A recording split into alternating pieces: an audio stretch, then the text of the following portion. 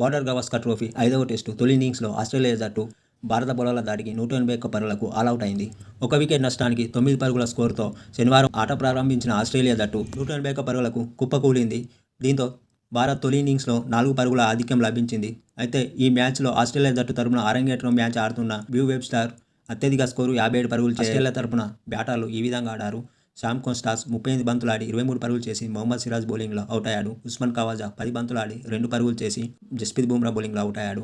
లబుచానే 8 బంతులాడి 2 పరుగులు చేసి జస్ప్రీత్ బుమ్రా బౌలింగ్లో అవుట్ అయ్యాడు. స్టీవ్ స్మిత్ 57 బంతులాడి 33 పరుగులు చేసి ప్రసిద్ధ్ కృష్ణ బౌలింగ్లో అవుట్ అయ్యాడు. రాబిట్ సెడ్ 3 బంతులాడి 4 పరుగులు చేసి మొహమ్మద్ సిరాజ్ బౌలింగ్లో అవుట్ అయ్యాడు. వెబ్స్టార్ 105 బంతులాడి 57 పరుగులు చేసి ప్రసిద్ధ్ కృష్ణ బౌలింగ్లో అవుట్ అయ్యాడు.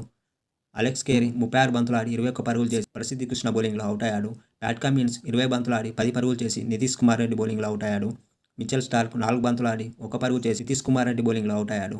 బొలాన్ 9 బంతులాడి 9 పరుగులు చేసి మొహమ్మద్ సిరాజ్ బౌలింగ్లో అవుట్ అయ్యాడు. భారత బౌలర్లలో మొహమ్మద్ సిరాజ్ 51 పరుగులు ఇచ్చి 3 వికెట్లు తీయగా ప్రసిద్ధ్ కృష్ణ 42 పరుగులు ఇచ్చి 3 వికెట్లు తీశాడు.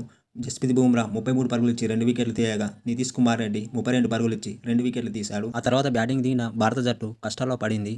రెండో ఇన్నింగ్స్లో 82 పరుగులకే 4 కీలకమైన వికెట్లను కోల్పోయింది.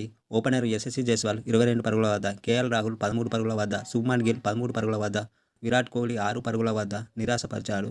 ఆ టైంలో 89 పరుగులకు 4 వికెట్లు. అయితే team India star wicket keeper Rishabh Pant మాత్రం అదరగొట్టాడు. టీ20 తరహాలో సిక్సర్లు, ఫోర్లతో ఆసీస్ బౌలర్లపై విరుచుకుపడ్డాడు. 29 బంతుల్లోనే హాఫ్ సెంచరీ పూర్తి చేసుకున్నాడు. ఇందులో 6 ఫోర్లు 3 సిక్సర్లు ఉన్నాయి.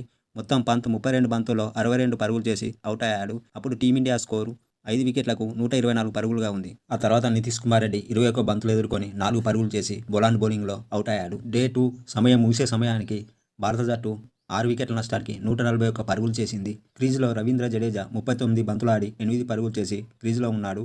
అలాగే వాషింగ్టన్ సుందర్ 17 బంతులాడి 6 పరుగుల వద్ద నాటౌట్గా ఉన్నాడు. ఆస్ట్రేలియా బౌలర్లలో స్కాట్ బొలాండ్ 42 పరుగులు ఇచ్చి 4 వికెట్లు పడగొట్టగా ప్యాట్ కమిన్స్, బి వెబ్స్టార్ తలో వికెట్ తీశారు.